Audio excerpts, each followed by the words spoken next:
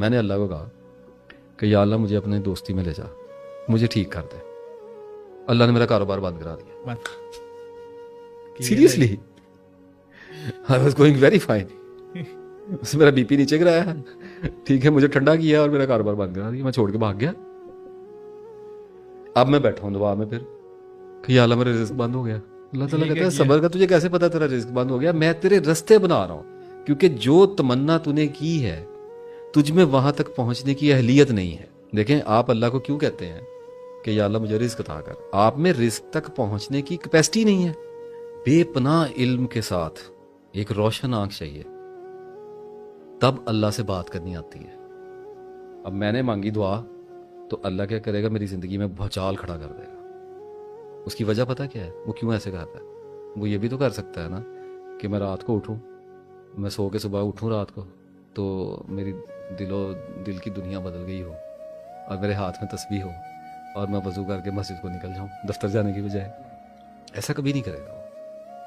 وہ کر سکتا ہے, اس کی وجہ ہے اس کے پاس ایک. اگر وہ آپ کے ساتھ, میرے ساتھ کر سکتا ہے تو آپ کے ساتھ پھر کیوں نہ کرے گا؟ آپ کا کیا قصور ہے؟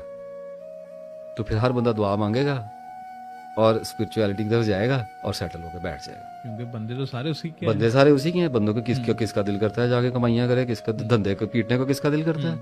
اب میں نے کی دعا تو اللہ یہ کرے گا, میری زندگی میں بھونچال کھڑا کرے گا, ایک طوفان آئے گا میری زندگی میں. وہ طوفان اس لیے آیا ہے کہ جو دعا میں نے مانگی ہے وہ میری نیت میں ہے. اب مجھے دیکھیں, جب کہا گیا انما الاعمال بالنیات, نیتوں پر اعمال کا دار و مدار ہے, اس کا مطلب یہ نہیں ہے کہ آپ نیتوں سے سب کچھ کر لیں گے. اعمال کا دار و مدار نیتوں پر ہے, مقدر کا نہیں ہے. میں نے دعا جب مانگی ہے نا تو وہ میری تمناؤں میں ہے, اس کا مطلب میری نیات میں ہے. لیکن میرے ایکشنز اتنے ویک ہیں کیونکہ میرے پاس نالج کم ہے.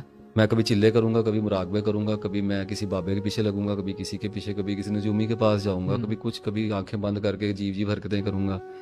تو وہ کیا کرے گا کہ وہ میری زندگی میں حادثات بھیجے گا, وہ میری زندگی میں ایسے لوگ بھیجے گا جو مجھے ڈپریس کریں گے یا مجھے تحریک دیں گے یا مجھے موٹیویٹ کریں گے. کردار بدلے گا میرے, وہ میرے واقعات ایسے کر دے گا جس کے اوپر وہ میری نفسیات کے اندر ایسا دباؤ پیدا کرنا شروع کرے گا میری دعا کے لیے, میری دعا کی قبولیت کے لیے, جس کی وجہ سے میں ان راستوں کا آہستہ آہستہ مسافر ہونے لگوں گا جن پہ میں اپنی مرضی اور اپنی کوشش اور اپنی دریافت سے کبھی بھی نہیں پہنچ سکتا.